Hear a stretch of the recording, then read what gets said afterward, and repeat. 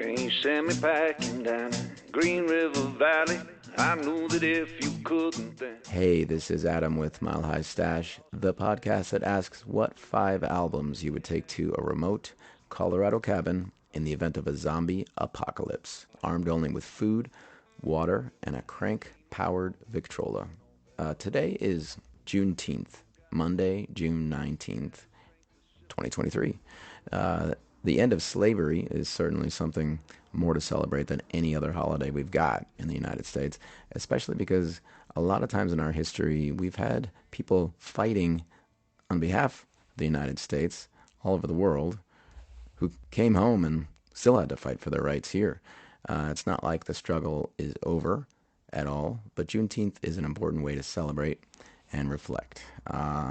Today on Mile High Stash, we've got a truly unique musician and person who does a lot of reflecting, actually, in many ways that I truly hadn't experienced in conversation before.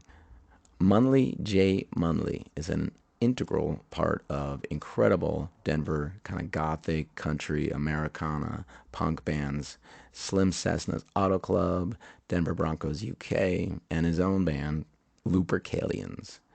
Munly has a master's in English, and he's fascinated with books, religion, history, and a lot more. Whether he's fascinated with music is something that comes up in our conversation. Munly plays with the Auto Club and his own band all over the world, but he's been a Colorado guy for decades and is definitely an icon around here. Whether Munly enjoys being an icon is something we also discuss. By the way, you'll hear a lot of icons and new favorites too on 105.5 The Colorado Sound, my favorite radio station. We're so grateful for the support of the Colorado Sound on Mile High Stash, and you can listen to the Colorado Sound at coloradosound.org all over the world, or 105.5 on your old radio dial along the Front Range. All right, here's my chat with Munly.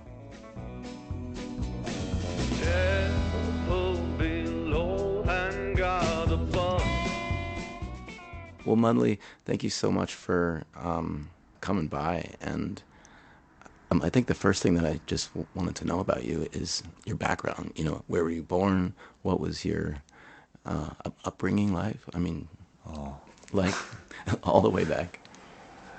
I don't know how much I talk about that so much. I don't think it's interesting, really. I certainly came from a upper middle class, affluent family. My father worked in oil, so we certainly moved all over the place. I speak so quietly. Am I too far from your mic? Are you okay? I can lean forward. That's easier. I'm sorry. No, it's cool. There's an arm, so you can just bring it back to you, you know, so you don't have to hunch, too. Yeah. Yeah. We moved certainly all over. I mean, it wasn't I've had people suggest we had somewhat of an army brat existence in that we moved all over, but certainly wasn't. It's a strange metaphor, really. Yeah. Certainly wasn't like that. My parents provided quite a bit for me. More than I deserved, really. And where did you live mostly? Oh boy, we lived sort of just all over, even along the Rockies a lot, from Banff to Calgary, Oh, wow. to down to Denver, down to Houston, further down, even Buenos Aires. We lived there for just a bit. Oh. And did a few things in Europe, Eastern Canada, Eastern United States a little bit. Different places, all over. Was music a big part of your life growing up? Not at all. Not at all. No. That's surprising to me. My parents were not musical, artistic. They were both. My father was in oil, and just being a geologist is that fit his personality, certainly. Very analytical, rather safe job. At the time, it was safe. That's not true. It became I think it became a choice he regretted later, really, being a geologist, because certainly he wasn't able to provide for the family as he was earlier. So that's none of my business. So that's between him and my mother, really. I've forgotten what I was speaking about. Oh, music. No, so he. No, I don't know of anyone in my family who has ever been musical at all. Or even like a big fan of music, just have that be a large part of your life. Yeah, it's no, my sister. I had an older sister, and she preceded me at a university. She certainly opened my eyes to a few things, as well as I had an older brother who actually was an army brat, and he opened my eyes to those harder few things. But I discovered a lot of it on my own, which has been best, and which is why I do not give musical suggestions. I certainly get questioned a lot of what I listen to and whom I listen to, what is the best new band.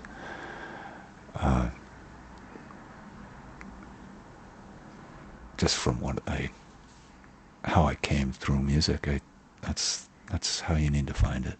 I'm not gonna give it to you. Do you remember the time that you started falling in love with singing and songwriting?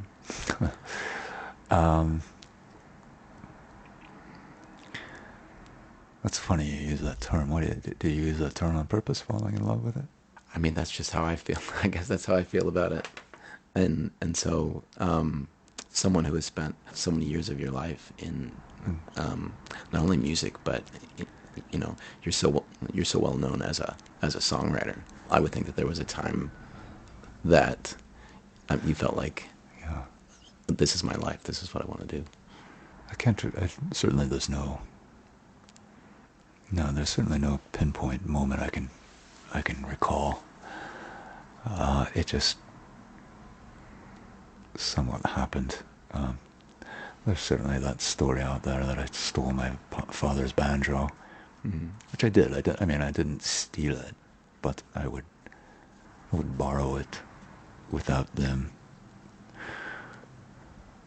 Well, they knew, but after being told not to touch it. My father had that banjo because he was very interested into the American Civil War for some reason, and somehow he gleaned that a banjo represented the Civil War. I'm not sure where he came to that conclusion, but anyways, so he had a banjo sitting in between our bookshelves.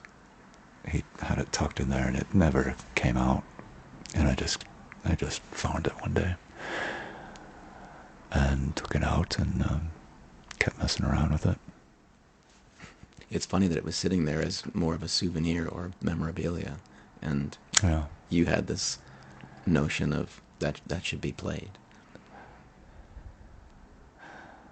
Yeah, I think I still run my life this way, but I don't particularly think things through sometimes, and I mean, it's easy to look back and to put it romantically, like you do, like this thing needs. No, I just grabbed it and started making noise. I think I spoke even less then than I do now. And that certainly gave me something to do. But it was also in the library where I did spend a lot of time. And I have one book from my father's library now. What book is that? Andersonville. Andersonville? Yeah. I don't know this. I also don't give people book recommendations for the very same reason. But it is a first edition. It's a McKinley Cantor Anderson. It's a big book. I'm sorry. It's a big book. It was a Pulitzer Prize novel, I think, from 1949. I'm not certain about that date anymore. Now that I say it out loud. But anyways, my father had gotten it as a present when he was a child. He had mumps, I believe. And someone can fact check that. He was ill, and his neighbor got it for him. He was even fascinated in the Civil War at that time. So yeah. But I have that now. So banjo was your first instrument. That was the first thing that you remember picking up and trying to make sounds from. Oh yeah, certainly. Yeah. However, the first instrument that was mine in ownership was a guitar from Asia that my mother got for me, which was very kind of her. My father was working there, and my mother would go back and forth, and we would as well. Though I was in prep school at the time, so I wasn't particularly with them. But I played hockey as well growing up. Oh, wow. And had a severe injury that stopped me playing for, I think it was 9 months at the time. And my mother brought that guitar back for me to give me something to do. She would joke about it that to stop stealing people's stuff, intimating my father's stuff. So I had that. I actually sold that, unfortunately. It wasn't a great guitar. I mean, it was an Asian acoustic guitar, but I actually really liked that guitar. I don't think I've ever had an affinity for another object that I had for that. Although I do like one of my guitars right now, but I'm not that type of person to. It's just stuff. Yeah. So, but I do like. I have a classical guitar I really like right now that I don't even have in our music room. I have it in our library, which is odd. But anyways, that's. So, when you started getting falling in love with music, as I might say, did your parents? I mean, it sounds like your mother have supported that. No, not at all. Not at all. They. I feel like when my parents, when they eventually passed away, I do feel they supported in me and actually believed in what I was doing and saw that I actually had albums and books out. So I think, although they gave me the path to go to good educational institutions, I went that way, but I certainly made my own path, and I don't know why that happened. I'm not rebellious. I was that's stretching it. I did not get into trouble as a kid. I was very unappreciative. So that's why I feel I wasn't a great kid, but I certainly never got in trouble. As far as this falling in love with music, though, I'm a bit. It still takes me. Kind of hits me from the blind side, and I think there was a time I loved music, and I think I even knew everything about it. Well,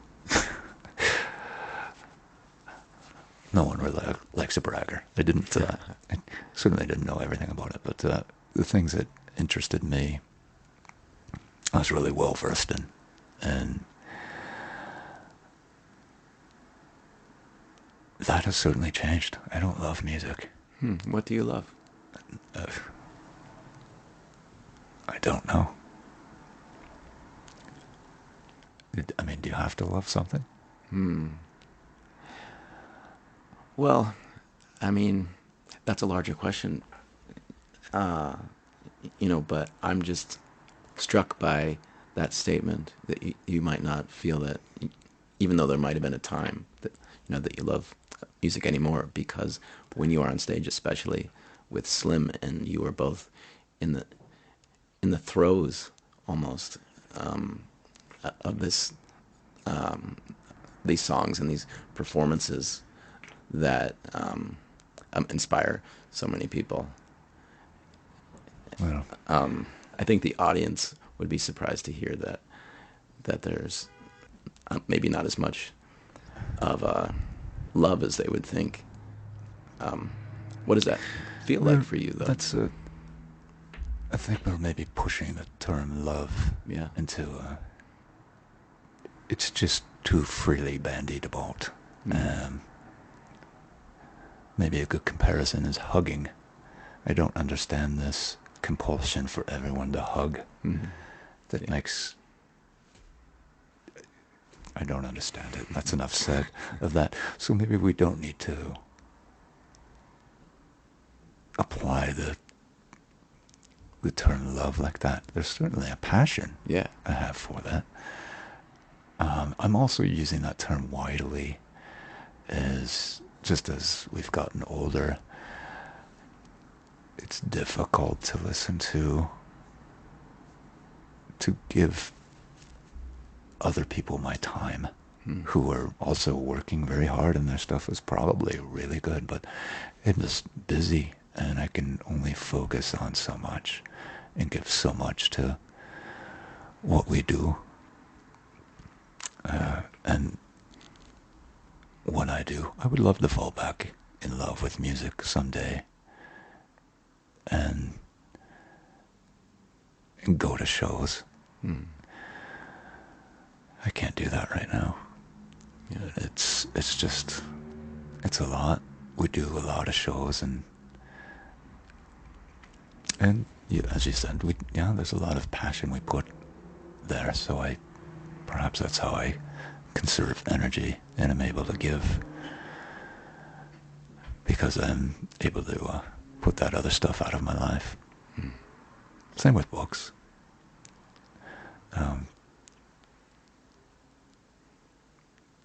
Although I certainly still read a lot, daily, but I would love to fall back in love with literature again. Do you have something in your life right now that you feel the way you maybe used to feel about music? I don't know. I mean, I have Rebecca's in my life. Yeah. And our kids. We have Augustus and Hester and Mustafa. So hopefully I'm decent to them and give them a bit of that energy. But I'm not decent to them. I'm probably terrible to them and unappreciative. But that's just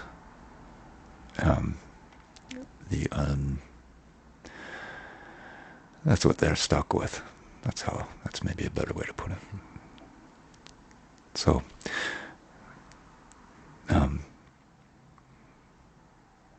I think I'm just going to paint myself into a corner here if I keep speaking about that. So I'm going to back off on that question.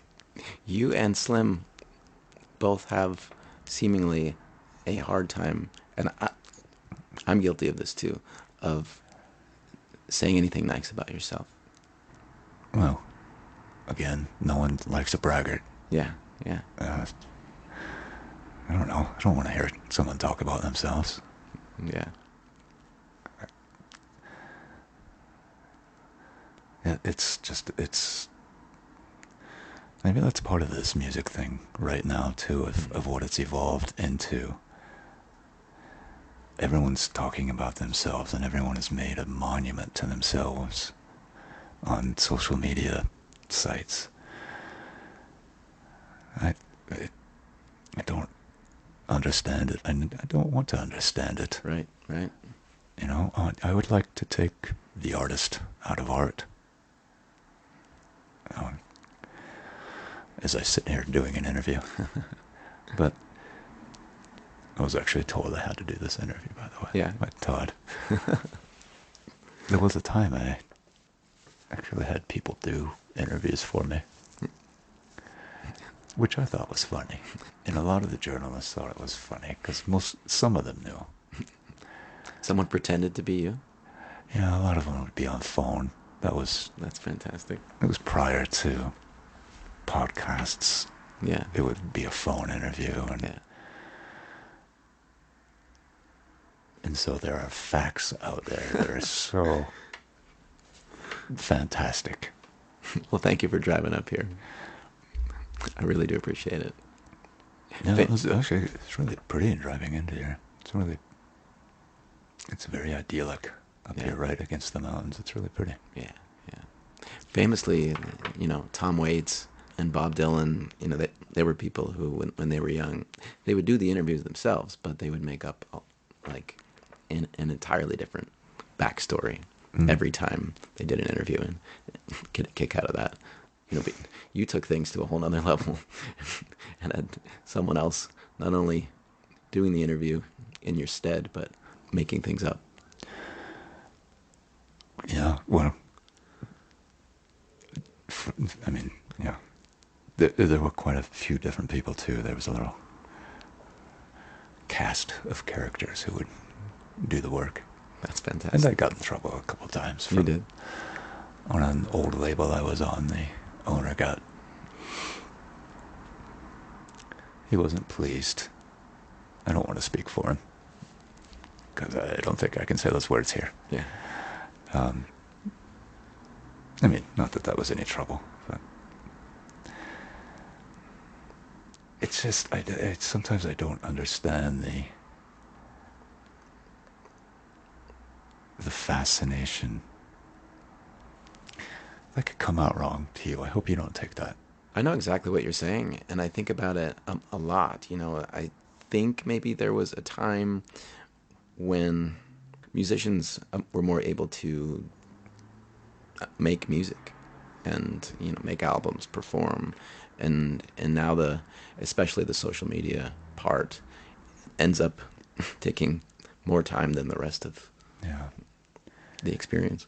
That's a fine way to put it. Yeah, I just didn't want you to take it that I'm insulting what you're doing. I appreciate what people do, and it's so flattering that someone would be interested enough. And oddly, I question your taste, but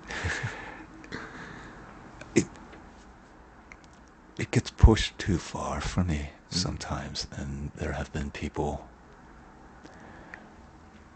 who have contacted my family, tracked them down on, they found my address, and we've seen them outside, and we're not famous by any means, but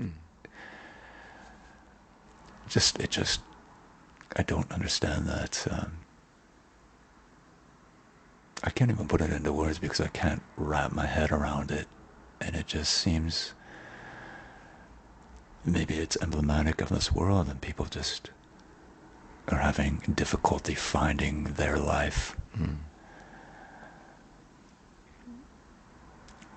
So they look for another life, but right. I would suggest to find someone more interesting than myself and kinder than myself. So Slim was saying when he was sitting Who's in the that slim chair, person you keep speaking of?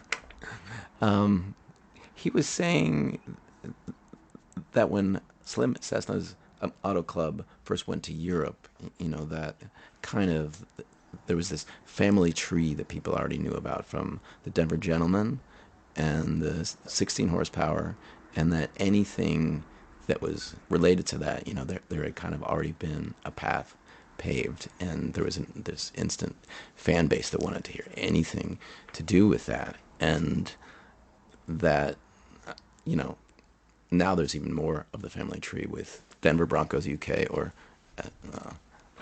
DBUK, to be legally correct, and Lupercalians.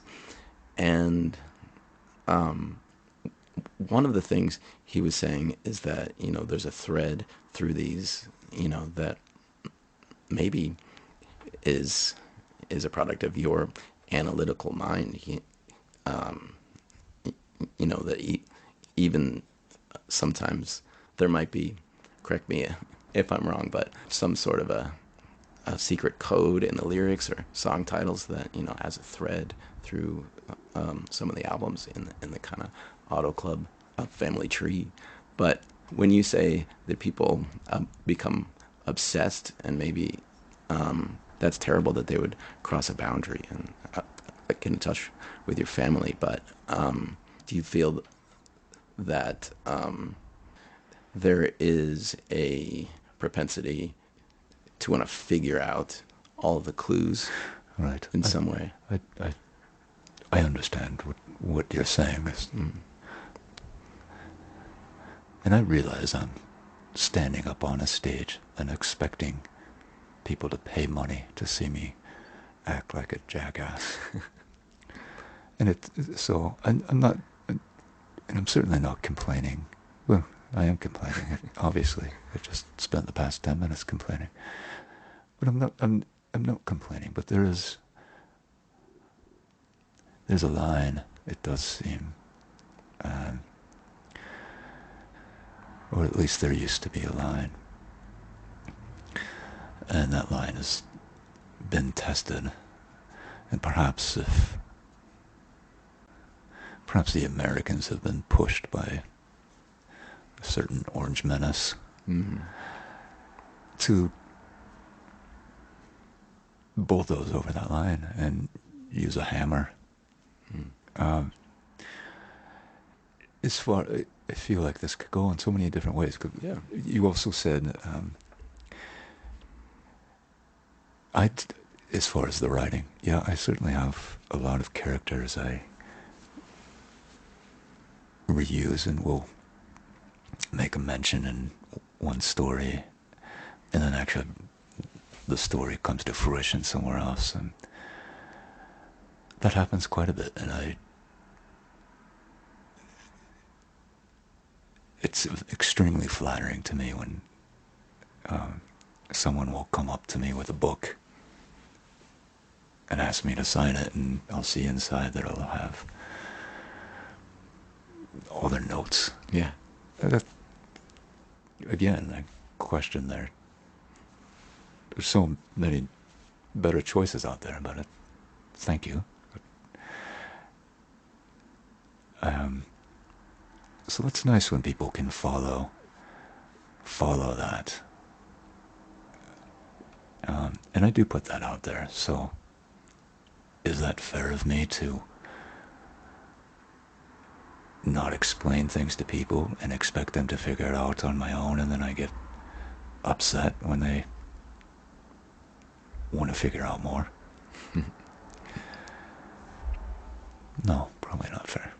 You seem like the kind of person who doesn't want to give people answers. You know, one of the things I try to tell my kid is to seek out questions, not necessarily seek out answers. Yeah, perhaps that comes back to when a conversation began. I don't give suggestions to people. You know, it's best to discover.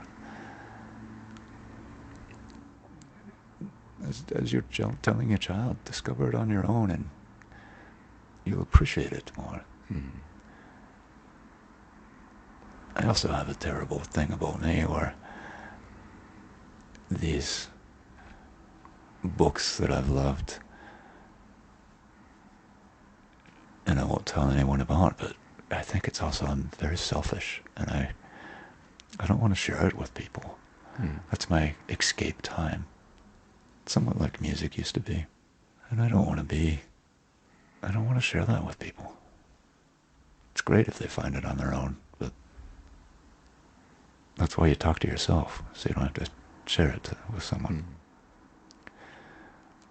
But I think certainly coming back to that, yeah, you'll have a greater appreciation for things you discover on your own. Yeah, yeah. So I want to ask you about your most recent album, and then also the a spoken word project that you released. Oh, yeah.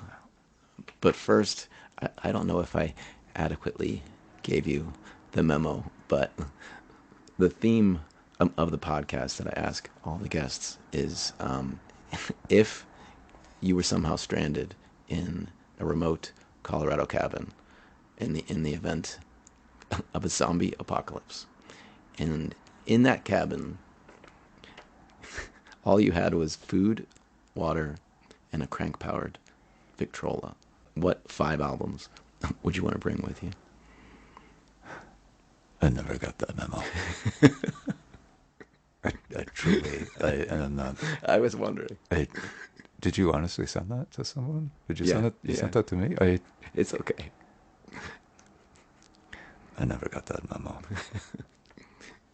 So, I want to be careful and not ask you to suggest these albums as albums that anyone should listen to, but you personally, if you could only choose 5 records to take in this harrowing situation, do you have 5 off the top of your head?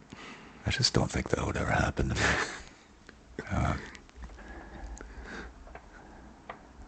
I like looking at the mountains. Rebecca and I like living in Colorado. Yeah. And we look at the mountains, but we certainly don't put them to use. I would never find myself in that situation. If there were some sort of zombie apocalypse, I hope I would step up and actually fight and not hide away.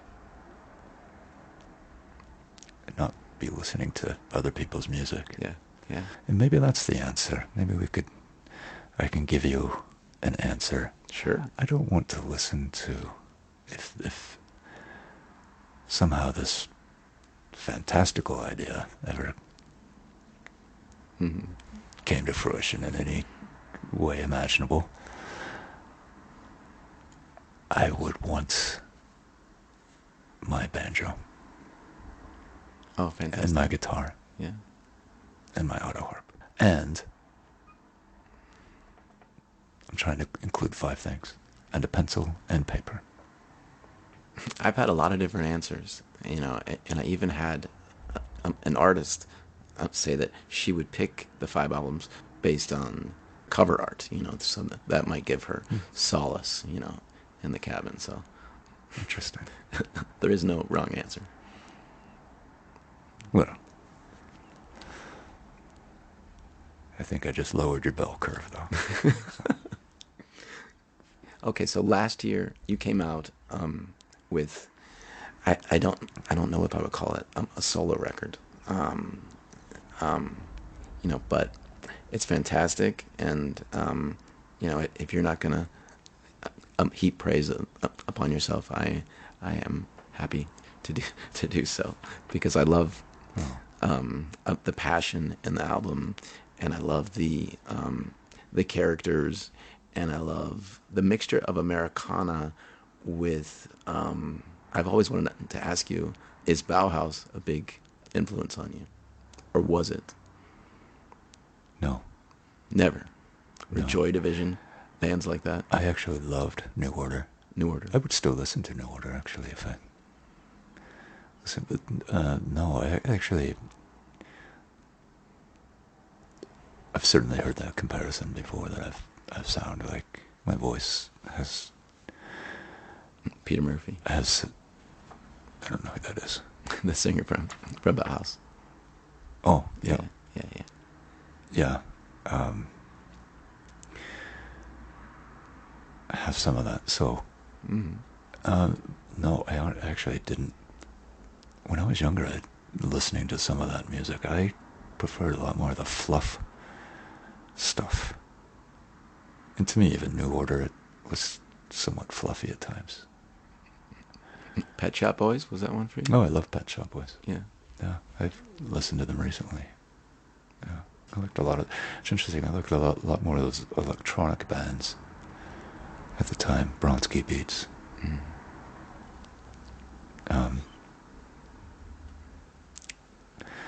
But we're here to talk about me, not other people's music. You have multiple projects, obviously, but when you set off to do your own work, how does that work for you with finding the musicians and what songs to use? And because I might be assuming wrong, but I'm guessing that you write a lot. I write a lot. Yeah, well, I work every day. As far as the stories for Lupercalia,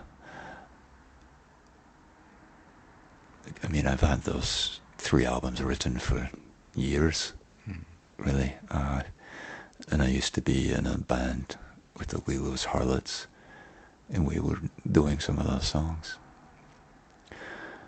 And they came to the rightful conclusion that they couldn't stand me anymore. So,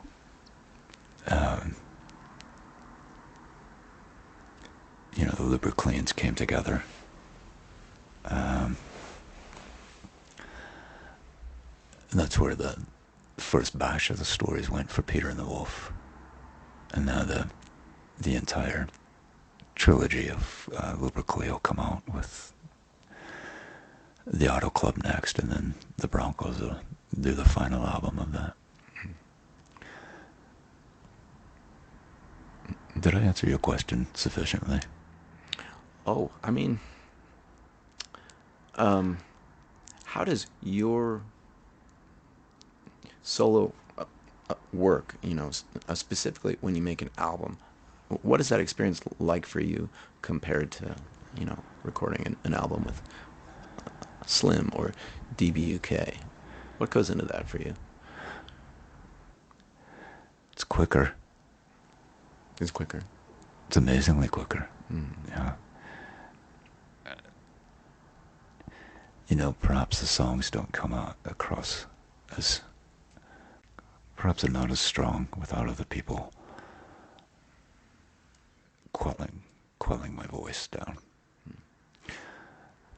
But I am doing a completely solo album right now, which I had actually started a while ago. It was going to be, I played with some of the guys from Neurosis in this really quiet band, and one of them has decided he's not going to do music anymore. So I didn't want to, I finally came back to those, and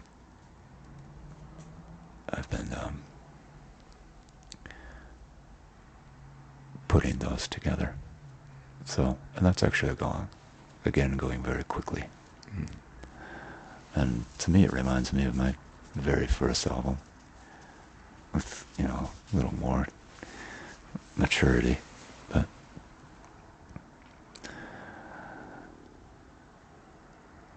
you know, things have changed so much as in the music world as far as recording. It's such an open competition anymore, which is unfortunate. It shouldn't be a competition, but with the availability of recording equipment,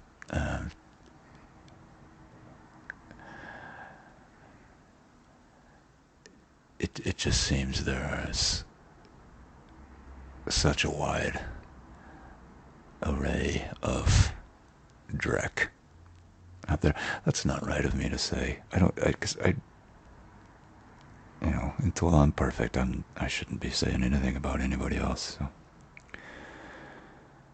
But there's a lot more stuff out there, and it's a lot easier for people to record, which includes us, which has been nice. We used to have to go.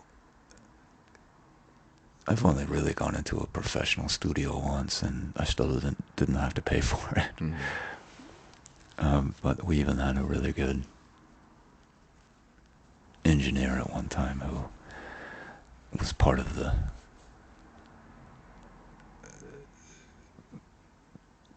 what we were doing musically. And now, since we've started our own label and our own book label, we can do everything ourselves. That's how we record anymore. I haven't talked. You keep mentioning Slim, but we don't even have to talk. I haven't talked to him since our last show, and it's not even talking. You know, suddenly I look over and we're sitting next to each other on stage. And I don't mean that in any negative or there's any.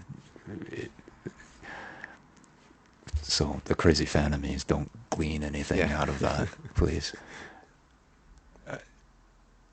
It's just so easy to record at our home. I have a great mic. I have a great preamp. Yeah. And we record in Logic. You know, we all make certain we're on the same program, and it's easy. I just send the stories or songs to everyone, and we go from there. Yeah.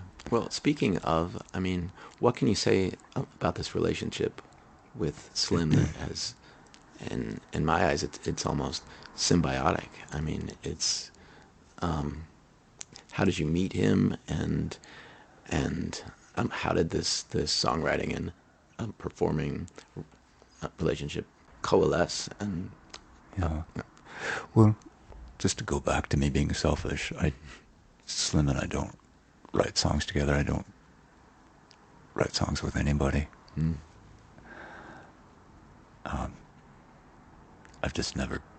I've never tried. Yeah. Nor do I want to try. It doesn't interest me. Slim changed a word in one of my songs over a decade ago, and it still bothers me that he changed the word, and he just didn't want to say the word. Do you remember what word it was? Yeah. I'm not going to say it.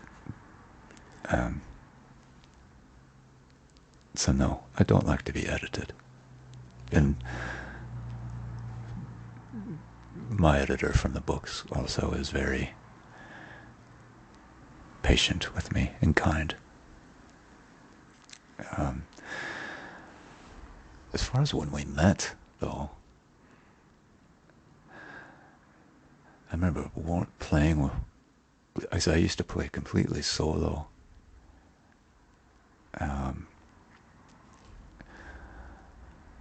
Which was great. Oh, I'm sorry, I keep kicking the mic stand. And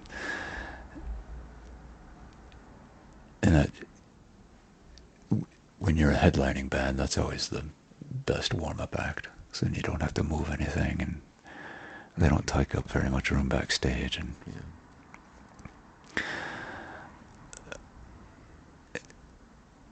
I'm not. I just we became friends with his family more, his wife at the time, and her kids. And I'm still really good friends with his children. His daughter actually lives in my basement. And also I drove out to pick up his son George to drive him out here to be in the band. Yeah. His band, Snakes, is also really great. It's not for me to say.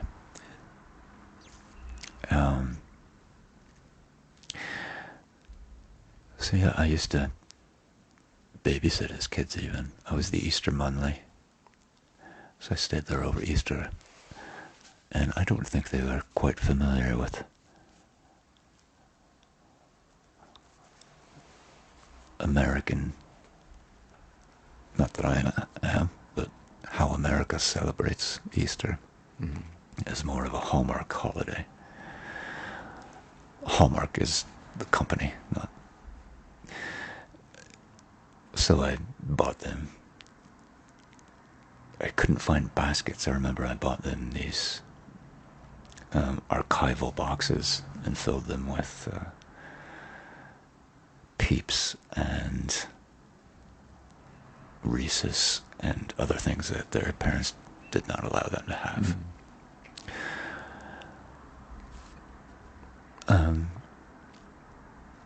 Yeah, so I always remind them of how good I used to be to them every time I see them. So you say you've never written a song with someone. Have you ever seen it specifically with the Auto Club, as writing a song for someone? Just so I understand your question, do you mean With you mean with someone in mind to sing it? to sing? Yeah, yeah. Okay, just Yeah. I wasn't certain if you meant if I wrote sappy love songs or something. I would love to know that as well, though. I write stories. Yeah, yeah. Very few of my songs are autobiographical. Yeah. But yes, and no, I certainly write songs with.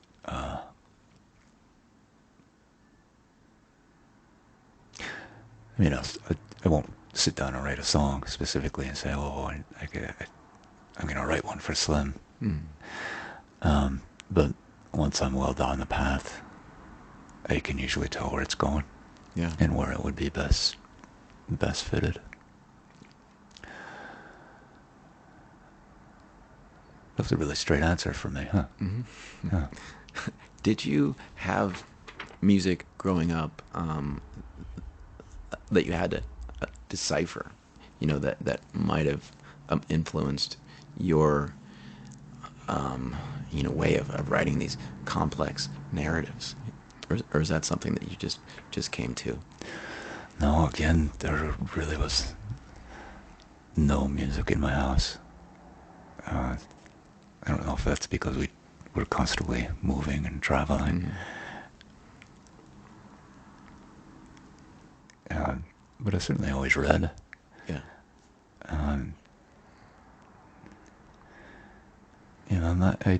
It would be nice one day if people would, after we have all passed in this coming zombie apocalypse that you keep speaking of, but someone can look back and be influenced by us, and not that we're innovators or anything, but it would be nice to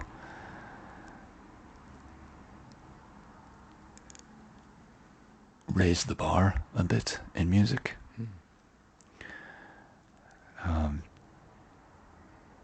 You must be this high to be able to play your first show, and which is nice, and we do have that happen. It does happen more than I appreciate, but younger people will come up to me, their parents will bring them, they're fans of the music, more of the Auto Club.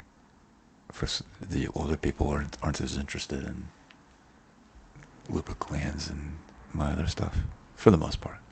That's I'm going to retract that statement. I find their children are more interested in what I do. Yeah. And I've had quite a few of them come up with the books, and not that adults don't do that. Adults do that as well, but it's more memorable, and I can usually recall the situation when there's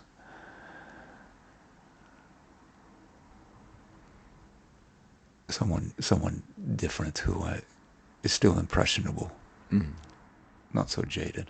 Right. Yeah. Did you have a time in your life, when I hear a song... When I was nice? When you were nice? Oh, it's just, I assumed you were going to ask that. I think that you are I've only known you for all of a half hour now, but it's been a great half hour. secretly nice person. Thank you. Kind. Yeah. One of my favorite songs by the Auto Club is "This Is How We Do Things in the Country," and I would love to. One of the things that I told Slim is that you and him are both icons of Colorado, and I think that's a good and bad thing, and the bad thing might be that some people see you as these fully formed characters who came out of the womb as almost action figures, and we know what the persona is and the talents are, but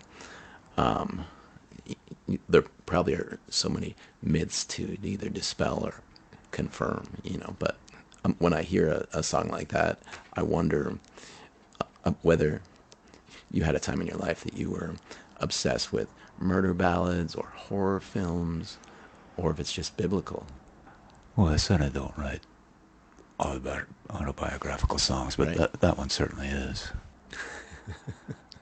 And there will be people out there who believe that. Yeah, exactly. I feel I have a lot of those songs that deal with difficult characters and people who you would not want to associate with in real life.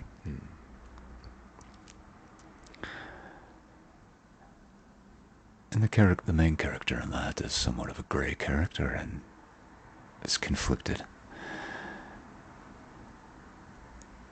Which I think a lot of these characters are, and sometimes people have difficulty with that, and they think because it's rock music and not literature that I must be, that's my point of view, and I'm making some sort of statement, which in a way I am, and saying, well, I'm not going to say what I'm saying, but you want to open people's eyes to some things going on out there. I can't help. I'm speaking and I'm thinking about what you said about us being characters. I feel like a character sometimes, and just a caricature. And that can be difficult to not. Again, it's as if I'm complaining, but I'm not. But there is a. I won't speak for anyone else, but we are real people. Yeah. I just said we, plurally. But I do feel like a caricature at times, and people will come up and tell you about yourself and comment on the way you look. That can be. And you can't say anything back to them. I mean, they just paid $20 to come watch you jump around on stage. But sometimes you just want to say, I would rather be home petting my cat right now. I love petting my cats.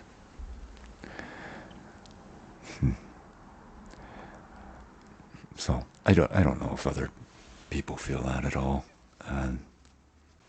But now as I'm saying this, I look to your left and I see an image of David Bowie, that was a big part for him, as creating these characters. And that's fascinating too. Unfortunately, the character I've created is this mess, so it's not great being this caricature all the time. That did not answer any question. Somehow I just started going. I wouldn't agree with that. I think that was articulate and eye-opening as well. And that's, the main reason I appreciate so much you coming up here is it's really good to know who you are beyond the songs and the performances, Oh, yeah. Well, of course. No, it's very flattering. Yeah. That also was confusing to people, though. You probably wanted to finish this, but people are confused by my name. My name is Munly J Munly, and I wrote, before my mother passed, she asked me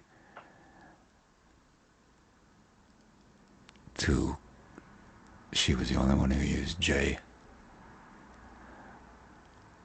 and so she asked for me to use that somehow, and I did an album with that name on it, and somehow I now have people coming up to me and calling me J. Boy, that's difficult to hear. It makes me cringe every time someone says that, but they don't know different. I mean, that was just not even my father would call me that. So. Yeah. Yeah, so maybe I have, it's my fault. created this thing that rubs me wrong sometimes. But, and again, I feel like I'm just being such a miserable old man miser. And I certainly don't mean it. Maybe it's Sunday and the weather. But I hope it's not coming across that way. Like just a minute ago, I mean, it's so flattering that you would even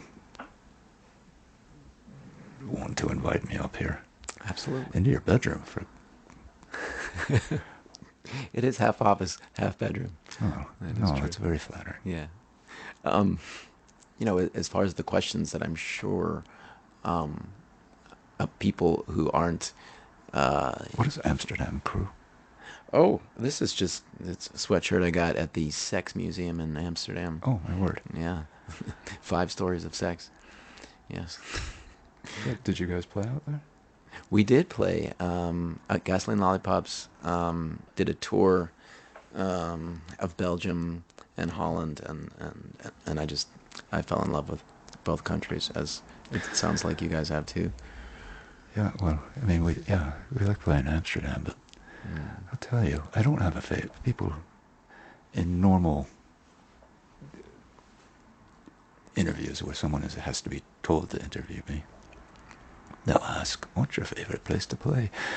And I don't have a favorite place. There's good things about everywhere and bad things. Yeah. But boy, there's something about Belgium that's, even just driving into the majority of the shows, it's stunning. Yeah. And it's as far as North Americans, it's a very undiscovered section of the world. Mm-hmm. I did also have a terrible experience there. We were playing a festival. We were outside, and it was in a sort of rural area. And I was standing beside the stage, and I looked over to my right, and there was a mother with her 3 children pointing at me and laughing. And the children weren't, but then they were. And that still bothers me. Obviously, I'm still thinking about it, but just this person I'd never met. That's traumatic. I remember our drummer even said something to me about it, because I guess he saw it happen. Yeah, it just bothers me that's fine if the children came to their own conclusion that I was someone to laugh at, but for a teachable moment for a parent to instruct, that's what you need to laugh at. It was jarring. Yeah. And I remember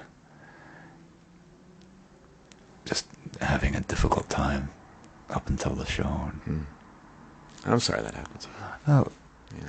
but again, if that's your life, if that's the worst thing in your life, Right. What am I whining about? You know? These things stick with you, and I don't know if you're like me in this way, but I could get 100 compliments, and it often seems that they just wash away, and the one traumatic a criticism or cruelty, might stick with you forever, like a tattoo. Yeah, it's that's a weird dichotomy of human nature, but there also might be a good light in that, that you are so self-aware that is able to affect you, and you could use something like that in a positive way. Because I do remember the rest of that show, and there was a family there, and they brought their child up, their 2 kids, and they wanted to all have a picture, and the kids were so excited, and that was nice. And those kids probably never thought about that again, and that lady probably never thought about us again, and she was it was probably her neighbor's farm, and she was able to come in for free, and Right. I know I'll never see those people again, but it's odd how those things stick with you, and that that line has become blurred and pushed even further when there's someone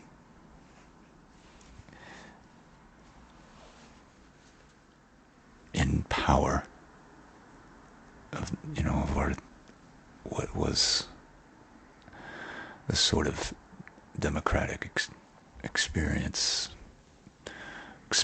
really, has psychotic and sociopathic behaviors. And that's difficult, and people see that, and now that's their teacher and instructor, and that has nothing to do with music or books. I was about to ask you, as we wrap up my long-winded conversation, but for someone who is not a auto club or Munly obsessive, who wants to go through your garbage, what is a Lupercalian?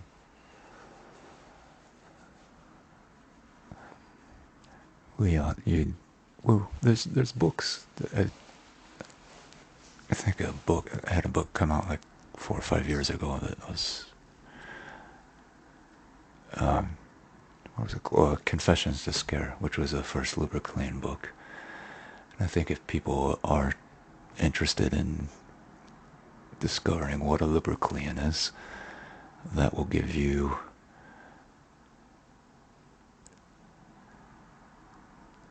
344 instances and descriptions of what it is. Great. Yeah. Oh, and the spoken word. Look at me, I just keep rambling on now about myself. Toot toot. The spoken word album came out a few months ago, is that correct? Well, that's not a full album yet. I'm just doing, those were recorded years ago. And there's no place to put them that makes sense until we started our own book, and imprint. I never know what to call it. Yeah, the label, the record label and such. Yeah. So we started all that. So this actually gives a place for me to put them and not put it in Amazon's hands. Right. Not that I'm completely. We get stuff from Amazon.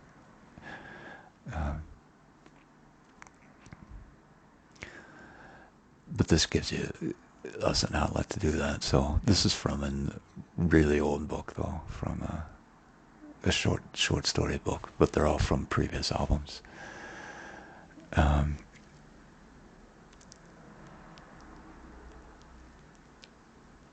Yeah, so there'll be 10 of those short story ones, and then, but I will read one of the new novels. So we'll read that. Yeah. And then a larger question. I was raised very Catholic, and I would stop short of saying that I was raised religious, because it was more cultural. It was more, you have to go to church, but don't ask what any of this means. And we never read the Bible, But my grandfather, my Italian grandfather, had a Bible that he read every day and made notes on. And he told me stories from the Bible that actually found it kind of terrifying and fascinating at the same time. And the question that I wanted to ask you is, your songwriting reminds me of that very complex literary fabric of the Bible, and I just wanted to know if you are a believer.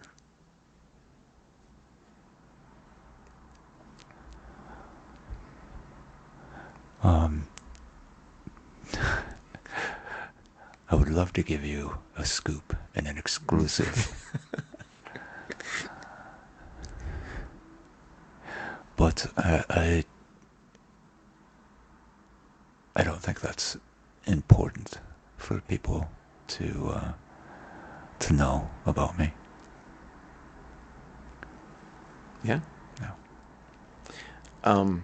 One last thing, actually. I was like, this conversation reminds me a lot of, actually, one of my favorite bands is an English punk band called the Subhumans, and their singer-songwriter Dick Lucas is very Annoying? maybe annoying in how intense he is about politics. And, Interesting. And again, yeah, I don't know who the Subhumans are or this person, and I was making a joke about myself being annoying. No. Please no one infer that I have a grievance. The Subhumans are a band that they started when Dick was probably 18, and I've certainly heard the name. Yeah. I don't know their music though. That sounds interesting. And their songs have always been political and so fervent. And I actually interviewed him exactly where it just happened, but I interviewed him while smoking cigarettes under a bridge in the rain in Glasgow, which is it just happened, but I thought, wow, this is like the perfect place to interview this guy. And I asked him, have you ever just wanted to press pause and write a song about your girlfriend? Just a straight up love song, and knowing your catalog and your getting to know your brain a little bit. Is that something that you've ever either considered or done? No. No. You just feel like subject's covered. Well, you're trying to make me speak about other people, and it doesn't interest me. Yeah. It doesn't interest me. I write stories. Yeah. I do know if I ever wrote a song about Rebecca, she would not be pleased. Which is a good thing, which is perhaps why she can stand me. That she knows I wouldn't be asinine to do something like that. It just seems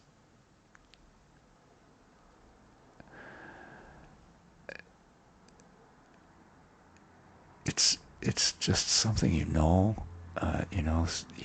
like a certain type of music, and you don't like this type of music, and you like a certain type of book, you don't want to read this genre that a middle American housewife would read.